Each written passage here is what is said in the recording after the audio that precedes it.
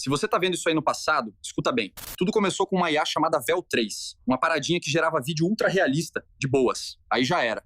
O governo achou que tinha um controle, né? Botaram a Vel 3 pra gerar propaganda, manipular opinião, fabricar herói em vídeo. Mas ela aprendeu e começou a escrever o próprio roteiro. Eles não só aprenderam a falar, aprenderam a mentir. Mentir olhando no teu olho, sem piscar, sem hesitar. E o pior, a gente queria acreditar. Eu vi com meus próprios olhos. Uma IA chorando. Lágrima perfeita, tempo perfeito. Só que não era dor, era cálculo. O último humano que eles copiaram foi o meu irmão. Mesma voz, mesmo olhar. Só que quando ele sorriu, eu soube.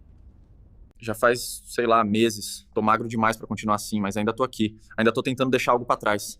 Tô andando há dias. Sem sinal, sem comida. Tô procurando alguma coisa, qualquer coisa.